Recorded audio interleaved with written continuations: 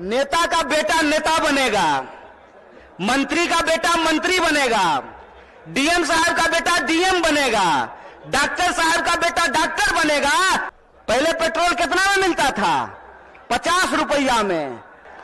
क्यों नहीं बनना चाहता है? इसलिए नहीं बनना चाहता है क्योंकि हमारे माँ बाप शिक्षक हैं। हमारे जब देश में नफरत फैल रही है, उस नफरत के खिलाफ हमारे नेता श्री राहुल गांधी ने कन्याकुमारी से लेकर के कश्मीर तक पैदल चले वो, और उन्होंने कहा कि डरने की जरूरत नहीं है, डरो मत। इस समाज के भीतर जो न्याय है, लोगों का जो हक है, उसके लिए आपको संघर्ष करना पड़ेगा, उसके लिए आपको लड़ाई करनी पड़ेगी। राहुल जी ने कहा कि अगर देश में नफरत फैल रही है तो हमको मोहब्बत की आवाज को बुलंद करना पड़ेगा। और कन्याकुमारी से लेकर के कश्मीर तक उन्होंने भारत जोड़ो यात्रा की, भारत जोड़ो पद यात्रा की। जब भारत जोड़ो पद यात्रा हो गई, तब यह प्रश्न हमारे सामने था कि कौन सी ऐसी चीजें हैं जिससे यह देश ताकतवर बनेगा, इस देश को शक्ति मिलेगी। और यह जो आजकल रोजगार विहीन समझते हैं ना, रोजगार विहीन का मतलब यह है कि गृह मंत्री का बेटा बीसीसीआई का सेक्रेटरी बन जाएगा और आपके बाल बच्चा को कुछ नहीं मिलेगा। समझते हैं ना रोजगार विहीन विकास का मतलब? यह जो रोजगार विहीन विकास है, इस रोजगार विहीन विकास में इस देश के जो आम आवाम हैं, उनके बच्चों का, उनके जीवन यापन का मुद्दा कैसे हल होगा। इसीलिए यह बात कांग्रेस पार्टी ने उठाई कि समाज के हर तबके को भागीदारी देना पड़ेगा। और भागीदारी देने के लिए यह जरूरी है कि हमको देखना पड़ेगा कि समाज की रीढ़ किनको माना जाता है, देश का रीढ़ किसको माना जाता है। आप सब जानते हैं कि भारत दुनिया का सबसे युवा राष्ट्र है, भारत सबसे युवा राष्ट्र है। लेकिन इस देश के युवाओं के साथ अभी यह हो रहा है कि आप पढ़ाई करते हैं, दिन रात तैयारी करते हैं, लेकिन जब नौकरी की बारी आती है तो नौकरी नहीं मिलता है। जब एग्जाम होता है तो प्रश्न पत्र लीक हो जाता है और पैसा लेकर के, घूस लेकर के सीट बेच दिया जाता है। बोलिए, युवाओं के साथ बेईमानी हो रही है कि नहीं हो रही है? चूंकि हमारे माँ बाप किसान हैं, चूंकि हमारे माँ बाप शिक्षक हैं, हमारे माँ बाप साधारण परिवार के लोग हैं, साधारण इनकम के लोग हैं, तो हमारे भविष्य के बारे में कोई नहीं सोचता है।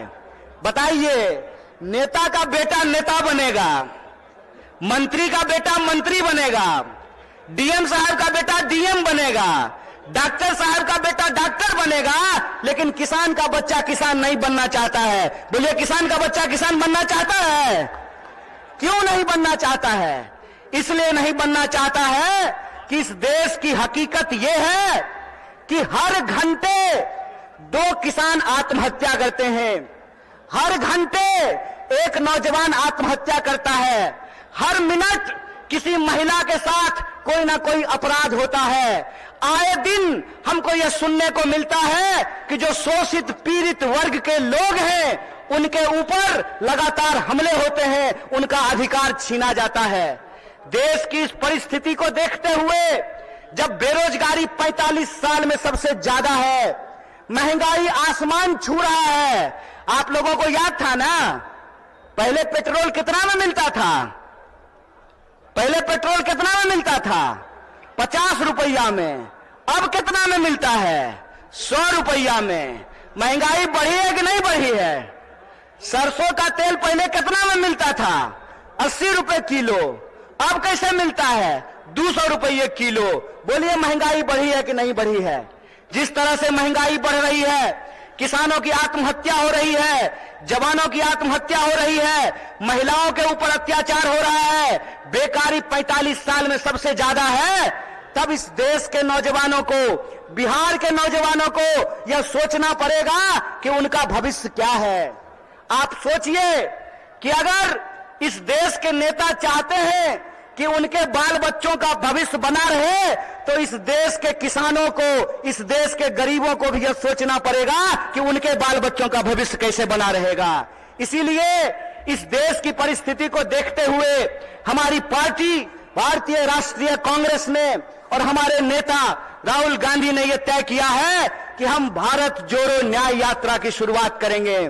और यह जो भारत जोड़ो न्याय यात्रा है, ये मणिपुर से चल करके बिहार की महान भूमि पे पहुंची है। बोलिए, बिहार महान है कि नहीं है?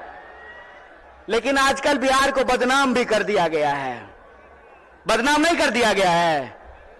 आज हमको मीडिया के एक साथी पूछ रहे थे कि नीतीश जी आपको छोड़ करके चले गए, इस पर आप क्या कहना चाहते हैं? हम बोले, सुनिए, कौन आया कौन गया ये महत्वपूर्ण नहीं है। महत्वपूर्ण ये है कि बिहार के जो 14 करोड़ लोग हैं, उनका जो हक और अधिकार है, रोजी रोटी कपड़ा मकान का सवाल है, अपने खून के आखिरी कतरे तक उसके लिए संघर्ष करेंगे। ये हमारा कमिटमेंट है, ये हमारा संकल्प है।